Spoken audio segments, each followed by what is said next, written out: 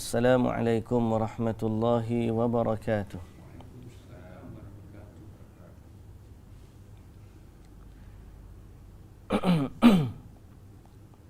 Ada? Ada apa? Alhamdulillah. Bismillahirrahmanirrahim. Alhamdulillahi rabbil alamin. Wassalatu wassalamu ala asyrafil anbiya'i wal mursalin.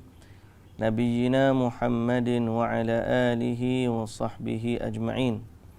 Rabbi syrah li sadri wa yassir li amri wahlul 'uqdatan min lisani yafqahu qawli, amma ba'du. Puji dan syukur sebanyak-banyaknya kepada Allah Subhanahu wa taala. Selawat dan salam ke atas Nabi kita Muhammad sallallahu alaihi wasallam, juga atas ahli keluarga baginda, para sahabatnya dan para pengikutnya sehinggalah ke hari kiamat. Alhamdulillah,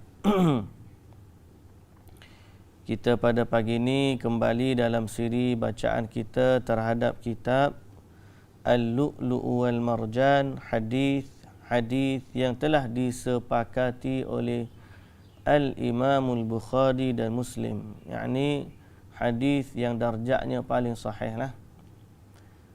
Dan ini adalah nikmat yang Allah Ta'ala kurniakan kepada kita untuk kita mendengar mutiara-mutiara kata dari Nabi kita Muhammad sallallahu alaihi wasallam. Kerana alangkah banyaknya orang yang mendakwa nak ikut Nabi, tetapi akhirnya mereka ikut ajaran yang bukan dari Nabi sallallahu alaihi wasallam. Kalau kita tanya dia adalah orang yang memperjuangkan Quran dan As-Sunnah, kata dia. Kita nak ikut Quran, kita nak ikut Sunnah. Agama kita ni kena ngaji dengan Nabi Muhammad. Oh, kata dia, sedaplah. Tapi bila dalam bab beramal, akhirnya dia ikut hawa nafsu, tak ikut petunjuk. Okay? Semalam ada orang tag saya satu video berkaitan dengan tawassul dengan orang mati, dengan kedudukan orang mati. Dia siapa pekat kata, siapa dia kata tawassul dengan orang mati ni boleh bawa kepada syirik. Kita minta dengan Tuhan, kita minta dengan Allah, dia kata. Kita bukan minta dengan orang mati, cuma kita minta dengan Allah dengan berkat kedudukan orang alim ni di sisi Allah Subhanahu wa taala. Dia kata lagu tu. Kerana apa? Kerana orang alim ni bila mati, dia boleh tolong orang lebih daripada waktu dia hidup. Sebab orang hidup ni kena makan, kena minum, kena buat kerja. Orang mati tak ada kerja apa dah. Orang mati tak ada kerja apa dah. Jadi dia hidup dalam kubur dia, tak ada kerja apa. Jadi dia lagi boleh tolong kita orang hidup ni. Banyak masa kosong. Saya lah, Allahu Akbar. Saya pun orang tahu komen ke apa, saya kata mabuk ais juk ni. Mabuk ais juk ni. Sebab apa? Sebab dia kata, patut hak duk kata orang tahu kita ni kena ngaji tauhid. Acu ngaji ambil tauhid dengan Nabi Muhammad ke. Seolah-olah orang hak kata syirik tu tidak ngaji tauhid dengan Nabi Muhammad. Dia hak ngaji tauhid dengan Nabi Muhammad. Kata mudah sedap.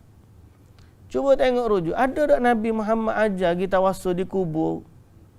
Tu para sahabat hak syahid tu. Jelas-jelas dalam Quran kata orang syahid ni hidup dalam kubur dia.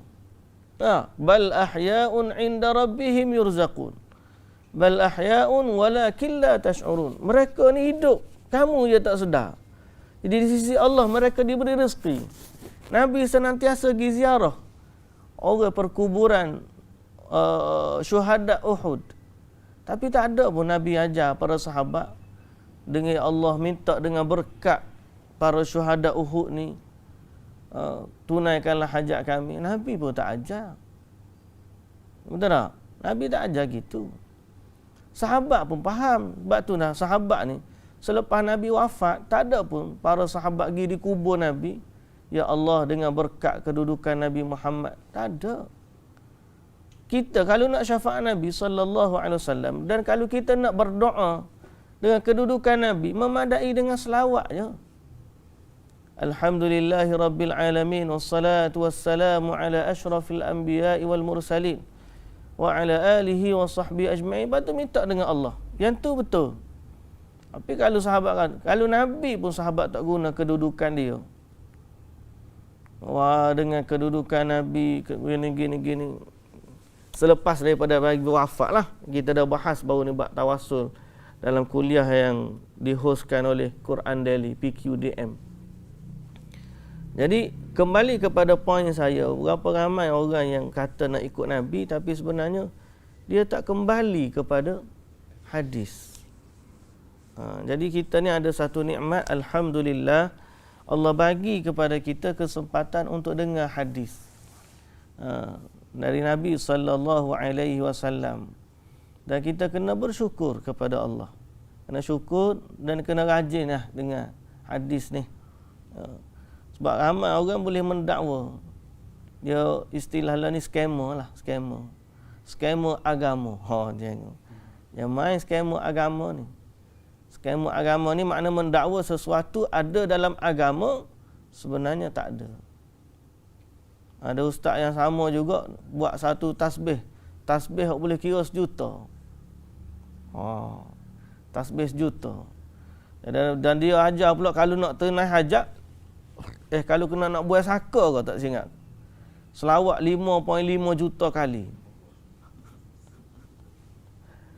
5.5 juta kali. Tak kira lah, boleh banyak-banyak lah. Tapi 5.5 juta. Nak bagi dia kata. Lepas tu dia rekod pula tasbih boleh kira sampai 1 juta. Tasbih 1 juta dia panggil. Dan kita kata, betul ke ini ajaran dari Nabi sallallahu alaihi wasallam? Soalnya bukan masalah kita tu hebatnya dia 1 juta. Tak. Isu dia ialah apakah Nabi sallallahu alaihi wasallam pernah ajar kepada kita untuk kira bilangan zikir ni sampai 1 juta? Jawapan dia tak ada. Jawapan dia tak ada. Jadi kita kembali kepada sunnah dari Rasulullah sallallahu alaihi wasallam. Baik, hari ini kita baca kembali kepada hadis kita. Tuan-tuan muslimin dan muslimat yang dirahmati Allah Subhanahu wa taala sekalian. Hadis yang ke-406. Hadis ke-406, bab jawazi salatin nafilati ala dabbah. Jawazu salatin nafilati ala dabbah fi safari haitsu tawajjahat. Bab boleh salat sunat atas kenderaan menghadap arah tujuan bepergian. Hadis 406, hadis Ibnu Umar radhiyallahu anhuma.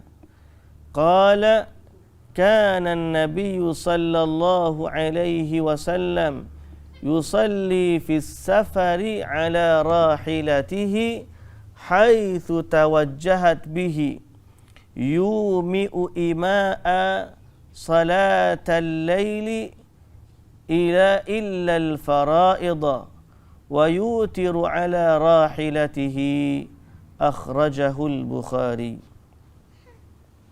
Apa dia? Jangan Abdul Aziz pergi sana, Abi tak mengajar. Ibnu Umar radhiyallahu anhuma berkata, Nabi sallallahu alaihi wasallam pernah salat di atas kenderaan ketika bepergian, yakni musafir. Waktu Nabi musafir, Nabi salat atas kenderaan dia, menghadap ke arah tujuan kenderaannya. Haitsu tawajjahat, mana unta tu pergi atas ke mana pun dia sembahyang atas tu. Itu tidak menghadap kiblat, sebaliknya ikut arah kenderaan. ikut arah kenderaan. Hanya menunduk-nunduk dengan isyarat.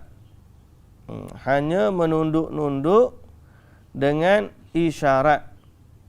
Yang ni baginda mengerjakannya dengan isyarat. Iaitu salat malam dan witir. Selain dari salat fardu. Abdul Aziz, mari sini. Ni. Alah, duduk sini. Duduk. Kenapa stop dah ni? Oh, stop sendiri dah. Aduh, alah. Tak ada internet. Off. Abdul Aziz tolong pergi balik lah. Pergi balik.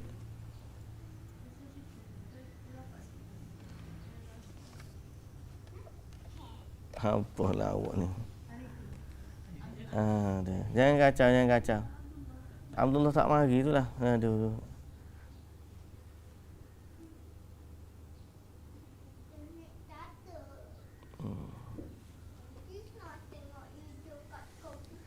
Pagi mana tengok YouTube.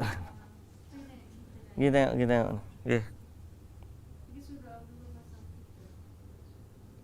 Nampak saya mula.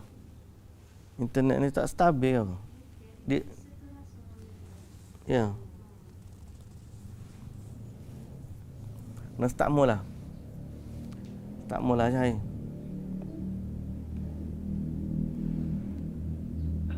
Ni on lah. Ni live. Start semula yang kita punya.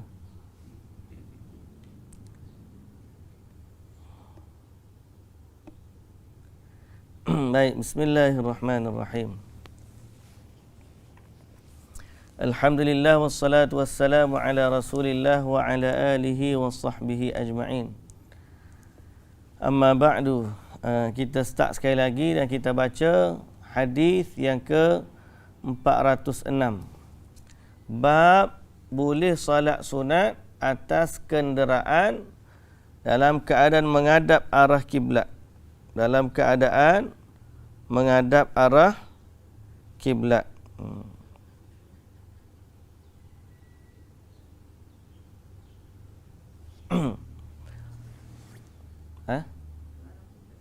Menghadap ke arah tujuan kenderaan. Hadis Ibnu Umar radhiyallahu anhuma qaal kana an-nabiy sallallahu alaihi wasallam adalah Nabi sallallahu alaihi wasallam kana Nabi sallallahu alaihi wasallam yusalli fi safar, salat di dalam musafir, ala rahilatihi, di atas kenderaannya ke sewaktu musafir, haitsu tawajjahat, menghadap arah tujuan kenderaannya. Okay. Jadi ikut ke mana saja haiwan itu menghadap, Nabi akan salat atas dia. Yumi'u ima'a salatal laili, yu'imu ima'a salatal lail. Dia menunduk-nunduk dengan isyarat. Okey. Salat malam, salat lail itu salat malam. Wa yutiru ala rahilatihi, dan dia witir pun di atas kenderaannya. Dia witir di atas kenderaannya. Hadis yang seterusnya 407. Hadis Amir ibn Rabi'ah radhiyallahu anhu annahu ra'a an-nabiy sallallahu alaihi wasallam shalla as-subhata bil-laili fi as-safari ala dhahri rahilatihi haitsu tawajjahat. Amir bin Rabi'ah radhiyallahu anhu berkata, atau dia melihat Nabi sallallahu alaihi wasallam salat sunat pada waktu malam dalam musafir di atas kenderaannya menghadap ke arah tujuan kenderaannya. Sama juga Nabi sallallahu alaihi wasallam salat sunat di atas kenderaannya menghadap ke arah mana tujuan dia pergi. Hadis yang ke-408. Hadis Anas ibn Sirin. Qala istaqbalna Anasan hina qadima min asy-Syam falaqinahu bi'aini at-tamri fara'aituhu yusalli ala himarin wa wajhuhu min dhal janibi يعني عن يسار القبلة فقلت رأيتك تصلي لغير القبلة فقال لولا أني رأيت رسول الله صلى الله عليه وسلم فعله لم أفعله. Anas bin Sirin berkata, kami menyambut kedatangan Anas bin Malik ketika datang dari Syam di tempat yang bernama Ainut Tamri. Ainut Tamri. Maka aku melihat, aku melihat Anas bin Malik solat di atas himar. Aku melihat Anas bin Malik solat di atas himar menghadap ke sebelah kiri dari kiblat. Lalu aku menegur, aku tengok engkau salat ke arah kiblat yang salah, dia kata. Dia salat atas himar, kiblat dia sebelah kiri. Atau saat ke arah kiri kiblat. Arah kiri ni kiblat, dia menghadap belah kiri kiblat. Lalu dia kata, kiblat salah tu. Lalu Anas bin Malik berkata, laula anni, sekiranya aku tidak melihat Rasulullah sallallahu alaihi wasallam berbuat demikian, pasti aku tidak melakukannya. Baik. 3 hadis yang ada merujukkan, pertama, Nabi salat di atas kenderaan. Yang kedua, dalam keadaan tidak menghadap kiblat. Dan yang ketiga, Nabi salat sunat. Okay. Jadi dalam hal salat di atas kenderaan ini, apa hukumnya? Boleh salat di atas kenderaan dalam salat sunat. Ke mana saja arah binatang atau kenderaan kita menghadap. Dalam keadaan tidak uzur, maknanya bukan kata macam kita kapal terbang kan. Kapal terbang mana boleh kona-kona. Kalau unta ni boleh kona-kona. Ataupun unta ni boleh je orang paling belakang tak, duduk atas pelana, duduk salat belakang. Kiblat duduk belakang, unta jalan ke belakang unta. Boleh tak? Boleh.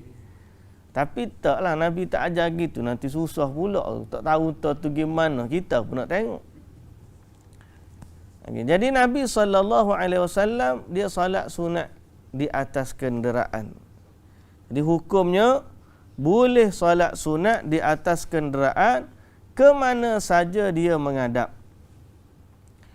Berdasarkan dalil yang kita baca tadi, dan juga dalil daripada Al-Quran, Allah Subhanahu Wa Taala kata, fa aynama tuwallu fa thamma wajhullah. Mana saja kamu menghadap, maka di situ kamu akan menghadap Allah Subhanahu Wa Taala. Dan dalam hadis yang banyak, Nabi sallallahu alaihi wasallam salat di atas kenderaan. Jadi di sudut Quran pun ada dalil, sudut hadis pun ada dalil, malah ijma' ulama mengatakan harus boleh salat sunat. Adapun salat fardu, macam kita lah, salat kenderaan ni tak ada dah unta kita, tak ada dah kuda. Atas kereta, atas bah, atas kapal terbang. Kalau kenderaan kita tu boleh berhenti, naik kereta, boleh berhenti untuk solat. Maka untuk solat fardu kena berhenti solat di tempat tu. Melainkan kita ni dalam perjalanan yang kenderaan kita tak boleh nak berhenti. Kapal terbang, mana boleh stop atas tu, kita semayang dulu, pusing ngadap kiblat. Yang tu solat dalam keadaan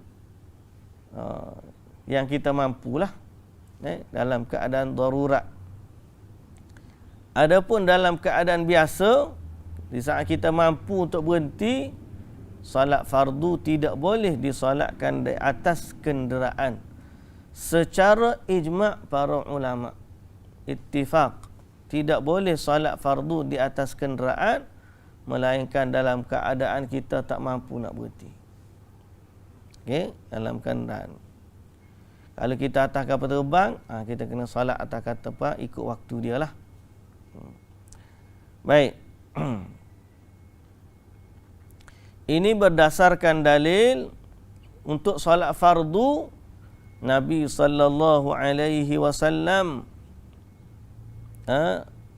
solat juga walau dalam keadaan apa pun. Termasuklah waktu perang. Nabi solat juga waktu perang. Dibimbangi kecuali waktu perang tengah berkecamuk. Tapi kalau tengah perang, tengah jaga-jaga, ada solat khauf. Mana solat pada waktu dia. Jadi kenderaan kalau kita tak boleh berhenti, kena solat juga. Takut kita terlepas waktu dia. Okey. Baik. Adapun solat di atas, contohnya tempat yang tetap, kenderaan yang tetap, tak bergerak dan kita boleh pusing cari waktu, seperti solat di atas kapal besar. Solat atas kapal besar kerja laut kan, boleh ngadap kiblat kan, dia tak terumbang-ambing lah. Bukan kata kalau sampan tu ngadap gini ya. Dan ni kapal besar, nelayan, kena solat atas perahu tu. Kapal besar yang boleh pilih tempat solat dia. Okay. Kena solat dalam keadaan menghadap kiblat. Dan dia boleh solat lah di atas. Okay. Solat di atas kapal terbang pun sama juga hukum dia. Dan cuma kita solatlah dalam keadaan yang termampu. Itu solat fardu.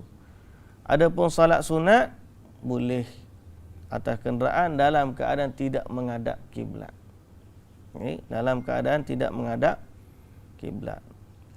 Jadi dia fahami daripada hadis ni juga, Nabi SAW tidak meninggalkan salat witir dan juga salat sunat waktu bermusafir. Kita ni masyaqqah sikit, tidak masyaqqah bertinggal seumur.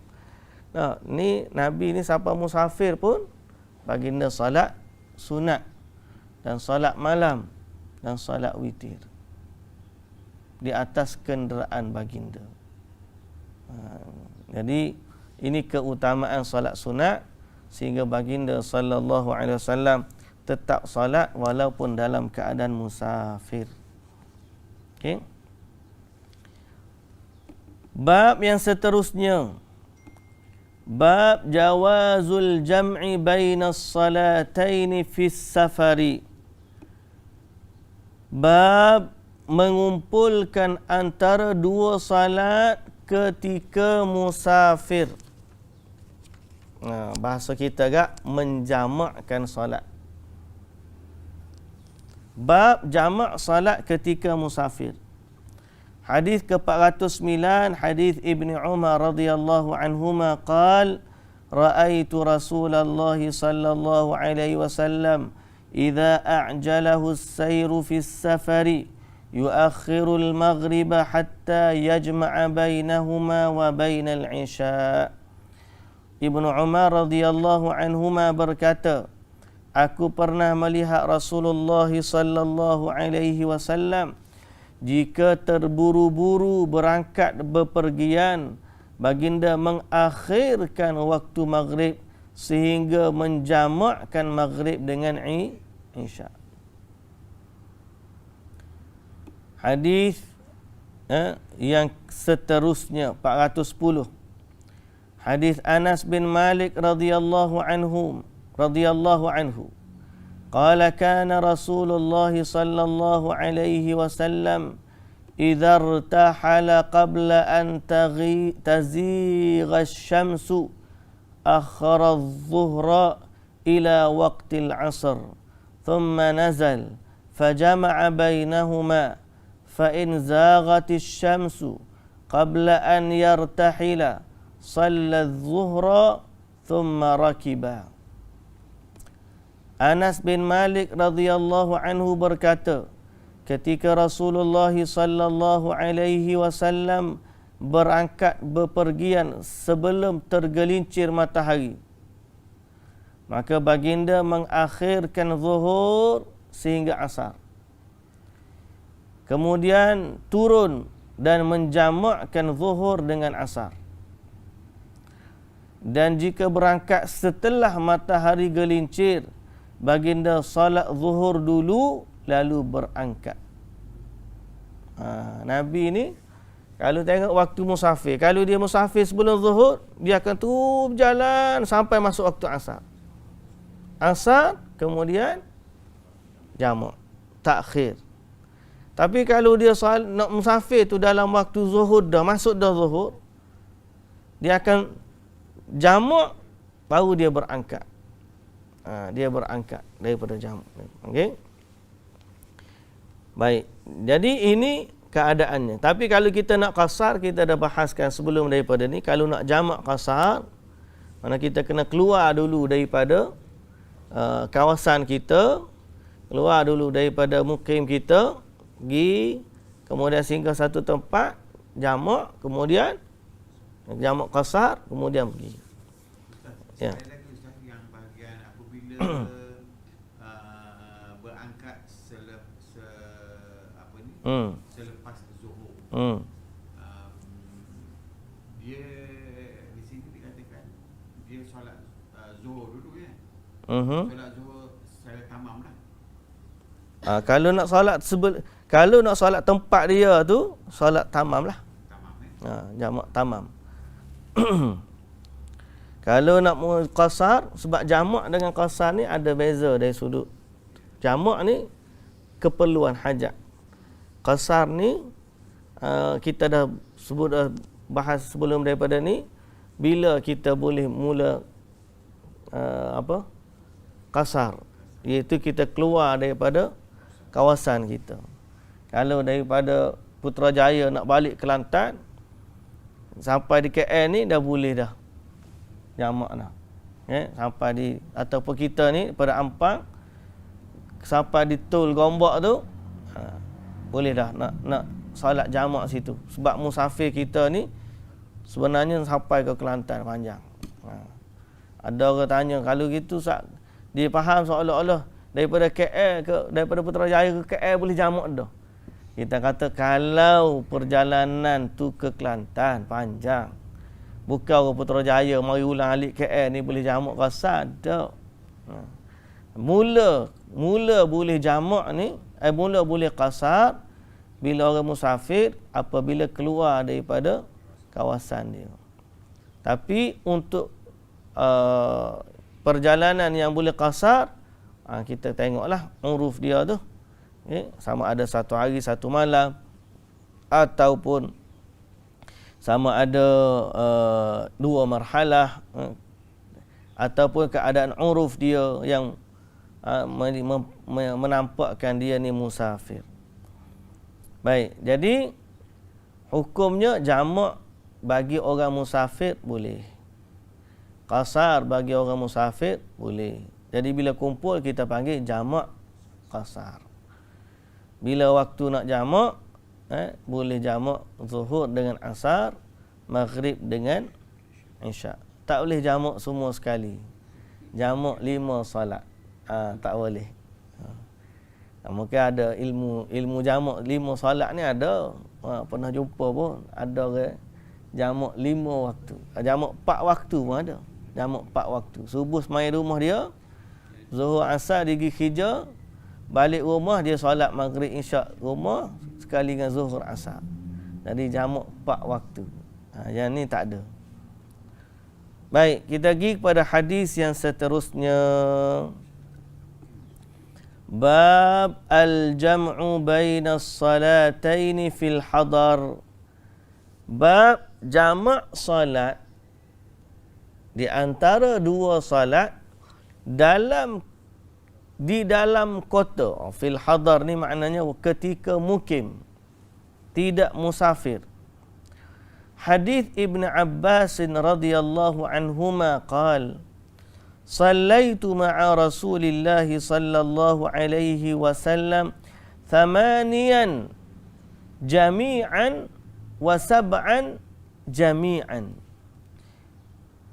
Kata Ibnu Abbas radhiyallahu anhuma, aku pernah salat bersama Rasulullah sallallahu alaihi wasallam 8 rakaat secara jamak. Yakni zuhur dengan asar, dan 7 rakaat secara jamak, yakni maghrib dengan isyak. Bila dia kata 8 rakaat, maknanya waktu ni Nabi tak musafir.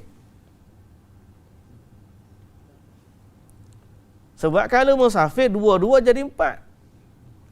Bila 4, maknanya Nabi sekarang ni mukim, tidak musafir. Tapi Nabi jamak. Zuhur 4, asar 4. 7 rakaat secara jamak. 3 maghrib, isyak 4. Jamak. Nabi jamak waktu dia tidak bermusafir. Jadi bab jamak salat ketika mukim, yakni tidak musafir. Boleh ke tidak? Jawapannya boleh lah, sebab Nabi buat ni. Bila Nabi buat, maknanya boleh.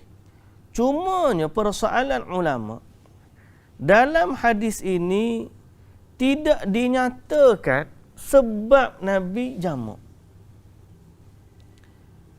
Jadi apakah boleh jamak saja-saja tanpa sebab? Sebab dalam hadis ni tidak dinyatakan sebab. So bagaimana ulasan dia? Bagaimana huraiannya? Okey. Jawapannya, kalau kita perhatikan hadis-hadis pertama, hadis ini tidak menunjukkan kebiasaan Nabi sallallahu alaihi wasallam. Maknanya bukan senantiasa Nabi buat jamak. Hari ni nak jamak kita buat jamak zuhur dengan asar. Pasal apa? Saja ya. Malah nak maya 2 kali ke maya sekali ya. Tanpa sebab. Pertama, hadis ni Ibnu Abbas tidak menyatakan dia ni pernah senantiasa salat dengan Nabi. Dia kalau kita ngaji bahasa Arab, bila sebut kana yusalli, adalah Nabi senantiasa salat. Dulu Nabi senantiasa salat. Dia panggil past continuous. Bahasa Inggeris orang kata past continuous. He was apa? Studying. Studying. Tak ingat lagi apa. Tapi nak sebut dalam bahasa Inggeris kita ada past continuous. Past continuous makna benda tu berlaku dan dia berjalan. Berterusan. Kalau bahasa Arab kita panggil kana, kemudian datang fi'il mudhari'. Kana ni fi'il madhi, adalah dulu, kemudian datang pula dengan fi'il mudhari'. Mari pula fi'il mudhari' menunjukkan senantiasa. Tapi dalam riwayat ni Ibnu Abbas tidak menunjukkan Nabi senantiasa jamak. Dia hanya kata sallaitu ma'a Rasulillah. Aku pernah solat dengan Nabi. Ada beza kan? Ni dia guna past tense. Dia guna past tense, dia tak guna past continuous. Saya nak syarah ke bahasa Arab, tak, nah, istilah nak suruh kita faham lah. Ya? Nak suruh kita faham, Nabi hanya guna fi'il madhi. Sallaitu. Nabi guna past tense. Maknanya benda ni jadi sekali ataupun jadi hanya waktu, bukan kebiasaan. Jadi pertama, hadis ni tidak menunjukkan kebiasaan Nabi ni salat jamak dalam keadaan tamam. Maka para ulama kata, walaupun dalam hadis ni tidak menunjukkan sebab, tapi oleh kerana hadis-hadis lain Nabi SAW tidak jamak dalam kebiasaannya, melainkan ada sebab, maka mereka kata tidak boleh jamak ni melainkan ada sebab. Ada keperluan baru boleh jamak. Walaupun dalam hadis depan kita ni tidak disebutkan apa hajat Nabi. Boleh faham? Jadi jangan kata baca, oh kalau orang ngaji dia, Nabi pernah lah jamak gitu. Dia pun, aku pun nak jamak juga. Boleh jadi jumpa hadis ni lah. Okey. Kadang-kadang macam doktor-doktor yang duduk buat operation tu kan. Okey. Dia kadang-kadang operation tu kadang berjam-jam kan. Maknanya boleh kita. Yang tu boleh. Nanti kita bahas. Jadi kita dapat conclusion pertama, ini bukan kebiasaan Nabi. Yang kedua, bila dikumpulkan hadis-hadis yang lain, Nabi SAW jamak apabila ada keperluan. Jamak apabila ada keperluan. Sebab itu, apabila dalam riwayat yang lain, okey, dalam riwayat yang lain disebut min ghairi khaufin wala matar. Tidak kerana takut, tidak kerana hujan. Nabi jamak tu tak kerana takut, tak kerana hujan. Tidak perang, tidak hujan. Jadi biasanya pada kalau dulu sebab hujan, sebab perang, takutlah. Jadi jamak. Para sahabat dalam riwayat kata tanpa takut, tanpa hujan. Maka bagaimana jawapan dia? Pernah ditanya Ibnu Abbas radhiyallahu anhuma dalam masalah ini. Dia kata li alla yuhriju ummatah. Nabi supaya tidak membebankan umatnya. Okey? Tidak membebankan umatnya.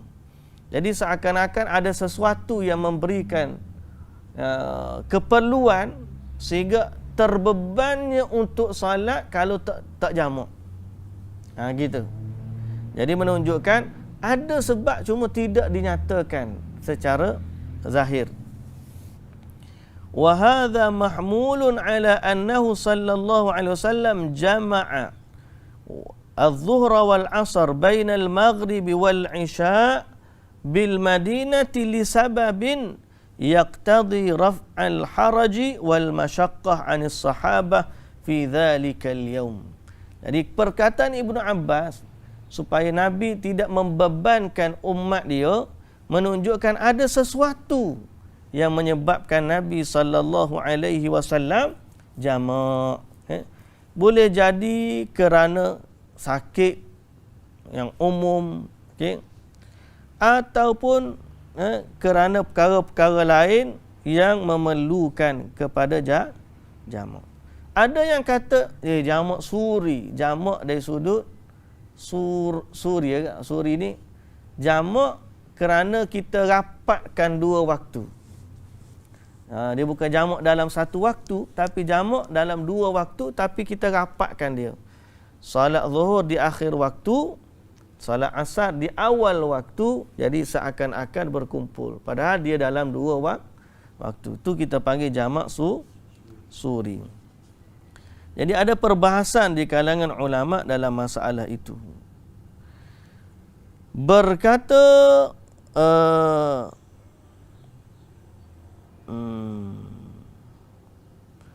At-Tirmidzi berkata, innahu laisa fi kitabihi hadithun ajma'al ulama ala tarkil amali bih siwa hadzal hadis. Imam Tirmizi kata tidak ada hadis yang ulama sepakat untuk tidak beramal dengannya melainkan hadis ini. Apa dia mana? Jamak tanpa sebab. Kalau tak ada sebab nak jamak. Jadi ulama bersepakat tidak ada salat jamak tanpa sebab. Saja-saja nak jamak. Kalau tak ada sebab, tak ada. Okey. Berbalik kepada sebab pula al-masyaqqah. Kalau tiba-tiba ada keperluan untuk jamak salat kerana keperluan, tapi tidak musafir, seperti mana seorang doktor yang nak buat operation, atau seorang pesakit yang nak buat operation, dia boleh jamak salat dia kerana keperluan dia untuk menyelesaikan operation tersebut. Atau frontliner, dia kena senantiasa bertugas. Tapi kalau frontliner yang boleh ada masa untuk salat dalam waktu, alhamdulillah lah. Cuma kalau dia ni frontliner ni tengah memang sibuk, kalau dia duduk kat makmal, dia kena sampel dia tu berpuluh-puluh ribu sehari. Nak semayang pun kadang-kadang kelar kabut. Jadi ada masa sikit je untuk solat, maka dia solat. Kalau cikgu lagu mana cikgu? Time dia ngajar ni sampai pekat selisih waktu tu. Solat asar ni dekat-dekat dengan maghrib. Kadang-kadang kalau rumah dia jauh, kalau rumah dekat tak apa. Rumah dia jauh, kena balik dekat mana Semenyih. Daripada Pandai Indah ni balik Semenyih. Maghrib ni malam. Nak solat asar, waktu dia full. Antara petang tu, dia sesi petang. Kalau lah habis pukul 7, maghrib pula pukul 7. Sudah. Kelang kabut dia. Mayang pun tak kaya. Boleh ke tak dia nak jamak dalam keperluan dia? Kalau tengok keperluan memang tak ada masa sungguh, maka dia jamak. Zuhur tu jamak dengan asar. Pasal keperluan dia. Tapi kalau ada ruang masa yang dia boleh, walaupun tu kena al-afdal salat di awal waktulah. Itu. Melainkan ada keperluan, solat ada, melainkan bila ada keperluan dia jamak. Okey? Dia jamak. Wallahu ta'ala alam. Tapi kena ada sebab lah. Kalau untuk dalam hadis ni walaupun tidak dinyatakan sebab, maka dia tidak boleh menjamak. Kalau dia tapi jamak tu jamak tamam lah. 4 rakaat. Maghrib 3 rakaat, Isyak 4 rakaat. Okey.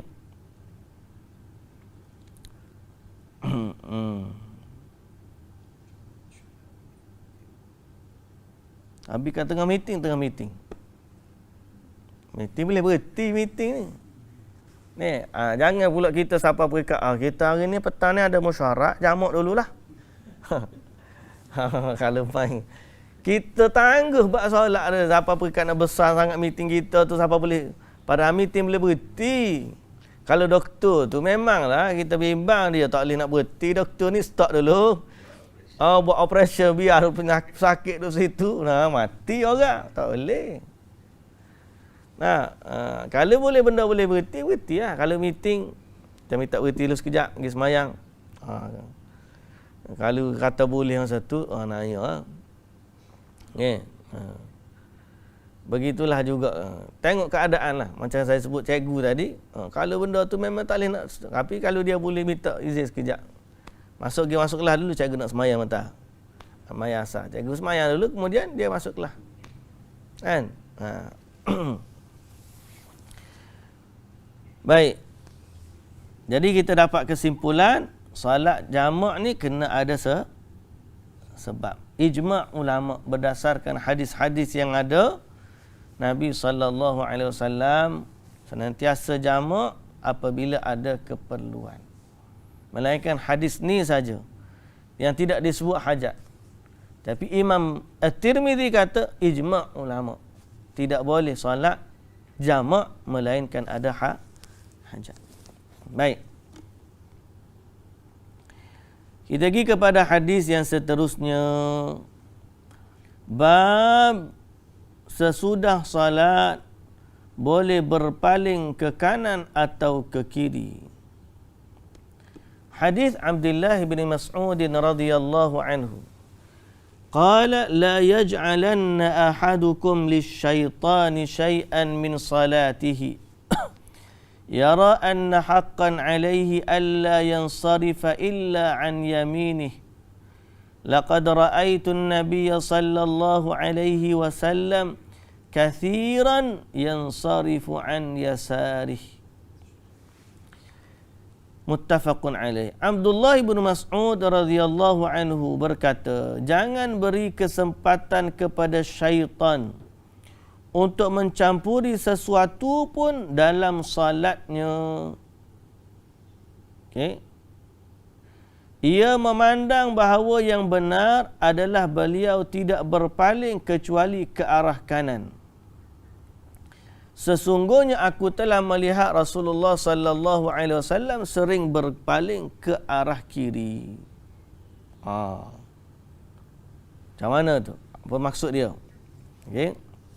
Maknanya boleh berpergian selepas salat. Okey.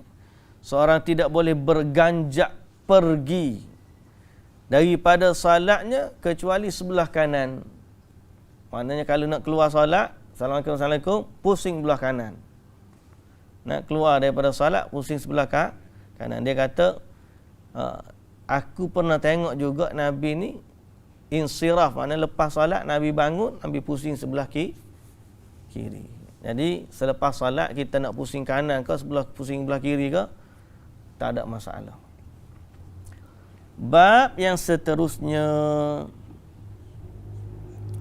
bab karahati asyuru' fi nafilati ba'da syuru'il muadzin. Makruh salat sunat ketika muadzin mulai azan. Ya ke? Mulai azan ke mulai iqamat. Dia terjemah dalam PDF kita ni azan, dalam buku kita bercetak ni iqamah. Kita tengok hadis pula. Hadis Abdullah bin Malik bin Buhainah radhiyallahu anhu. Anna Rasulullah sallallahu alaihi wasallam ra'a rajulan wa qad uqimatis salah. Yusalli rak'ataini falamma sarafa Rasulullah sallallahu alaihi wasallam latha bihi an-nas. وقال له رسول الله صلى الله عليه وسلم الصبح أربعا. Hadis Abdullah bin Malik bin Buhainah radhiyallahu anhu berkata, Rasulullah sallallahu alaihi wasallam sedang melihat seorang salat sunat ketika muazzin iqamat. Jadi kita tahu bab kita tadi mulai azan, tapi dalam hadis ialah ketika iqamat, mula iqamat. Dalam buku kita pun sama juga, ketika iqamat. Jadi waktu Nabi salat, Nabi muazzin dah qamat, Nabi nak salat, sahabat-sahabat tengok ada seorang lelaki salat sunat. Mana salat sunat di penjuru lain lah. Nabi dengan sahabat ni nak salat, orang qamat nak salat subuh. Dia duduk salat sunat sana. Dia duduk salat sunat. Bila dia salat sunat, habis saja salat, ketika baginda sallallahu alaihi wasallam selesai salat, orang berkerumun kepadanya. La sabihin nas. Orang pun berkerumun kepadanya. Kemudian Nabi sallallahu alaihi wasallam berkata kepada lelaki tadi, as-subhu arba'an, salat subuh 4 rakaat ke? Salat subuh 4 rakaat ke? Nabi ulang 2 kali. Makna Nabi siapa rakaat panggil dia, salat subuh 4 rakaat ke? Bahasa kita tu peli satu nak marah pun ada tu. Jawab bukan nak marah, Nabi marah, tapi ada larangan. Jadi diambil daripada hadis ini, apabila muazzin sudah qamat, makruh untuk orang salat sunat. Okey. Mana yang tengah dalam solat. Kena berhenti. Baik. Persoalannya.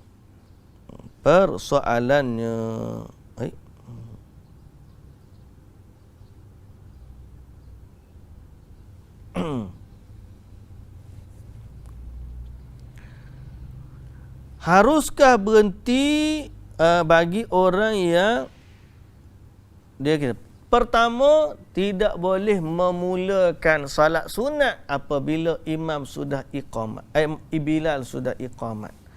Apatah lagi waktu imam sedang salat fardu. Ada setengah orang, imam tengah salat berjamaah, dia pergi salat sunat dulu 2 rakaat. Ada ke tak? Punya kemain warak dia ni. Dia nak salat sunat. Imam tengah salat fardu ni, dia pergi bantai salat sunat. Jadi, tidak boleh salat sunat di belakang imam yang tengah salat fardu. Tak boleh. Begitu juga tak boleh salat fardu belakang imam, waktu jemaah lain tak boleh juga. Hak pelik kita, kadang-kadang kita tak menggabungkan diri dengan salat imam. Padahal Nabi SAW pernah di Mina, seorang lelaki, Nabi salat, dia duduk. Lepas salat, dia kata, kenapa kamu tak salat? Dia kata, aku salat dah tadi. Jadi Nabi kata, kalau salat, imam tengah salat, salatlah dengan imam. Hak tadi itu dikira fardu, hak ini dikira sunat. Okey? Lebih kurang lagu itulah perkataan Nabi sallallahu alaihi wasallam. Jadi nak duduk saja tak boleh. Sebab apa? Kemuliaan duduk dengan berjamaah dengan imam. Jadi nak banding salat fardu dengan salat sunat, mana lebih utama? Salat fardu lebih utama. Sekarang ni iqamat sudah dikemandangkan. Tiba-tiba dia nak mari salat sunat. Memulakan salat sunat memang tak boleh lah. Timbul isu, kalau dia dah salat sunat, tengah-tengah salat sunat, maka orang qomat. Okey, tengah-tengah salat sunat, orang qomat. Ada perbahasan di kalangan ulama dalam masalah itu. Pertama, dilihat masa qomat tu sempat ke tak dia nanti takbir dengan imam. Takbir dengan imam. Maka ada orang letak, kalau dia sempat takbir dengan imam, sempurnakan salat dia. Jadi dia tu rakaat kedua dah, nak tasyahud dah. Orang qomat, imam tengah nak bertusah ke apa subuh, dia bagi salam, sempat naik dengan imam, takbiratul ihram sekali dengan imam. Maka sempurnakanlah salat dia. Jangan batal salat dia. Ada ulama yang letak hak dia sampai miss takbiratul ihram, satu rakaat. Kalau dia bimbang dengan salat dia ni sampai terlepas satu rakaat, maka dia kena batalkan salat dia. Okey. Jadi berkat dalam mazhab Asy-Syafi'i, kalau tak silap saya, kalau dia ni baru di rakaat yang pertama, salat sunat 2 rakaat kan. Kalau di rakaat yang pertama, dia kena batalkan salat dia. Kemudian dia bergabung dengan, pasal apa? Dah sah-sah dia nanti terlepas salat takbiratul ihram dan dibimbangi terlepas rakaat yang pertama. Tapi kalau dia dah ada rakaat yang kedua, cepat-cepatlah sempurnakan salat dia agar dia sempat takbiratul ihram dengan imam, ataupun dia tak terlepas rakaat yang pertama. Okey. Sebahagiannya letak takbiratul ihram, sebagainya letak rakaat yang pertama. Okey.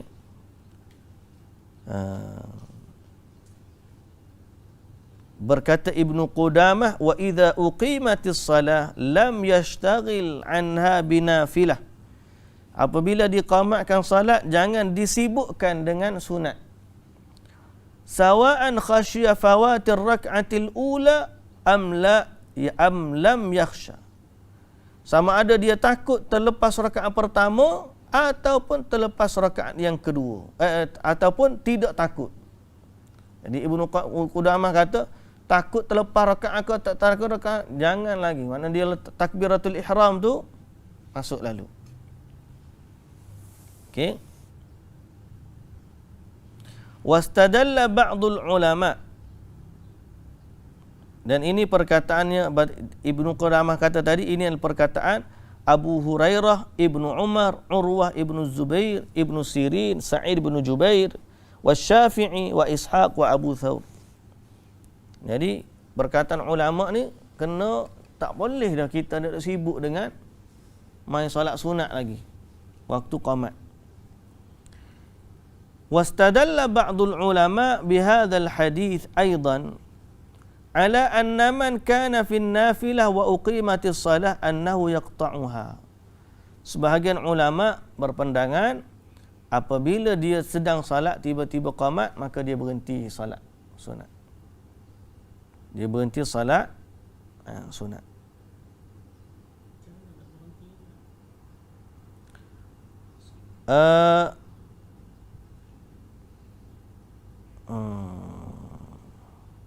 Berhenti. Sekejap, saya duduk sini.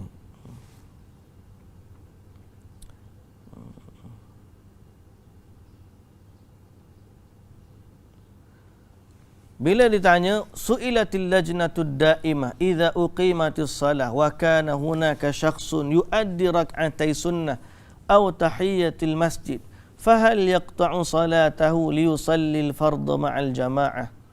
Wa idza kanatil ijabah bil ijab, fahal yusallimu taslimataini 'inda qat'ihi lis-salah am yaqta'uha biduni taslim? Lajnah Fatwa Arab Saudi pernah ditanya, bila orang tu dia sedang salat tahiyatul masjid ataupun salat sunat, tiba-tiba qamat, apakah dia perlu berhenti salat untuk bergabung dengan salat fardu daripada awal? Sekiranya jawapannya perlu, maka mana dia nak berhenti? Apakah perlu dengan bagi salam? Jadi saya baca pada Lujnah Fatwa Arab Saudi, dia kata apa? Yang sahih dari pandangan ulama ialah dia berhentikan salat. Dia berhenti salat. Dengan qamat berhenti salat. Wala yahtajul amri fil khuruj minha ila taslim, dan tidak perlu kepada salam. Dia tak perlu kepada salam. Wa yandammu ilal imam, terus bergabung dia dengan imam. Jadi Lujnah Fatwa dia kata tak perlu bagi salam, boleh terus keluar. Kalau dia ada pegang pandangan bagi salam, okeylah. Tapi ini fatwa Lajnah Fatwa Arab Saudi. Okey.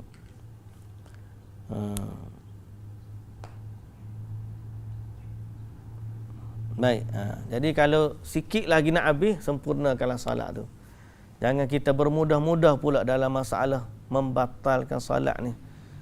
Dalam masalah ni saya pernah bincang dengan Al-Fadhil Dr. Abdul Basit, pun dia kata pada dia, kita tak boleh bermudah-mudah membatalkan salat.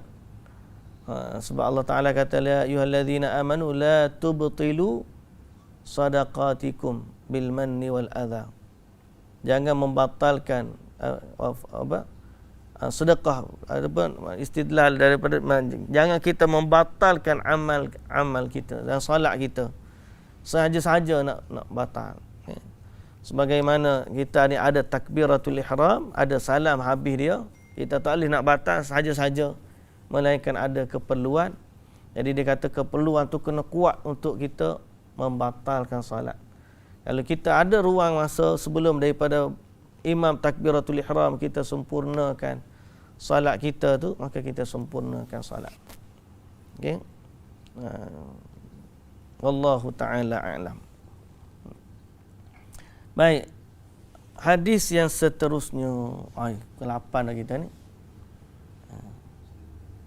Hadis seterusnya kita sambung.